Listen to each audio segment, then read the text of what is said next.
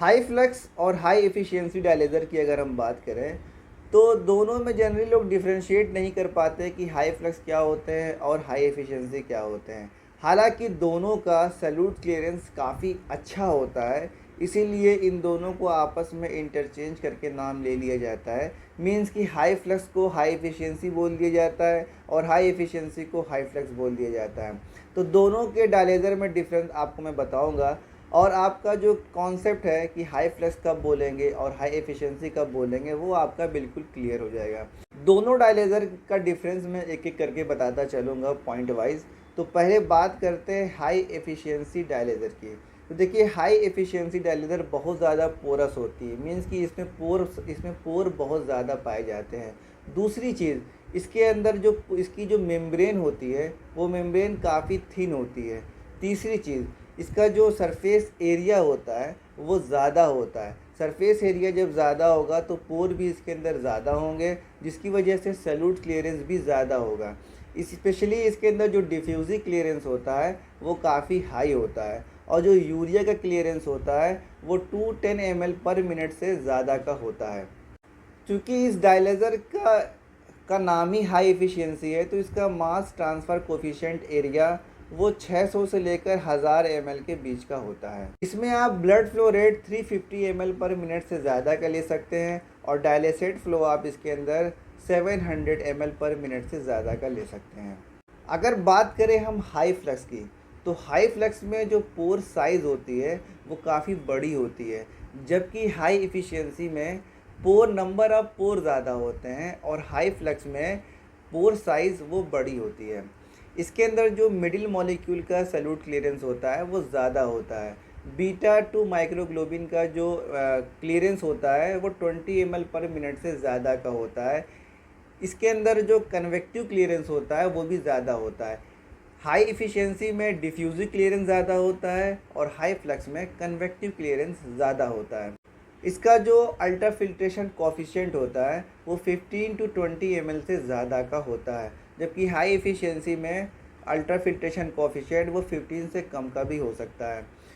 High flux डायलेज़र में भी आप ब्लड फ्लो रेट 350 ml पर मिनट से ज़्यादा का ले सकते हैं, और डायलेसेट फ्लो रेट 700 पर ml से ज़्यादा का ले सकते हैं। अब जो डायलेज़र आने लगे हैं वो मिक्स टाइप के भी आने लगे हैं, कि हाई फ्लक्स और हाई एफिशिएंसी मिलाकर आने लगे हैं। तो आमतौर से जो डिफरेंस है वो यही है कि हाई एफिशिएंसी में नंबर ऑफ पोर ज़्यादा होते हैं और हाई फ्लक्स में पोर साइज़ वो बड़ी होती है।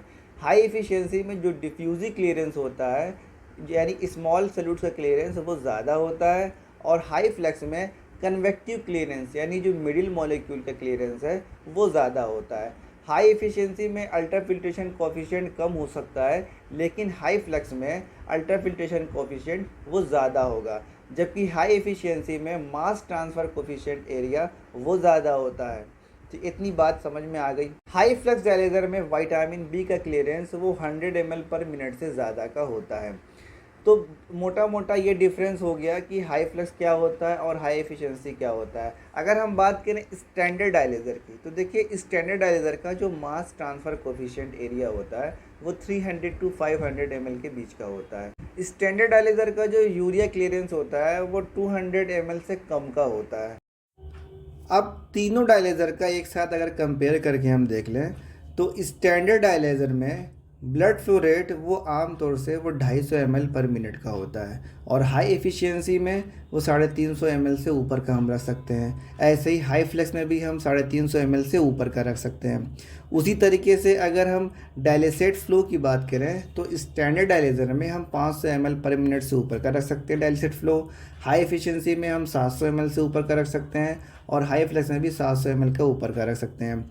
अल्ट्रा फिल्ट्रेशन कॉफिशिएंट जिसको हम ml पर आवर पर mmHg पर नापते हैं, तो स्टैंडर्ड डायलेज़र का अल्ट्रा फिल्ट्रेशन कॉफिशिएंट वो 3.5 to 5 होता है, और हाई एफिशिएंसी का वो 15 के अराउंड या 15 से कम का होता है, और हाई फ्लेक्स का वो हमेशा 15 से ज़्यादा का होगा।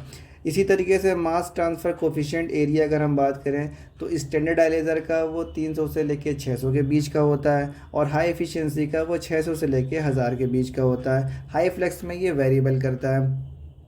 उसी तरीके से जो हाई एफिशिएंसी होते हैं उनमें जो क्लियरेंस होता है वो जनरली डिफ्यूजिव क्लियरेंस होता है, और हाई फ्लक्स में वो कन्वेक्टिव क्लियरेंस होता है।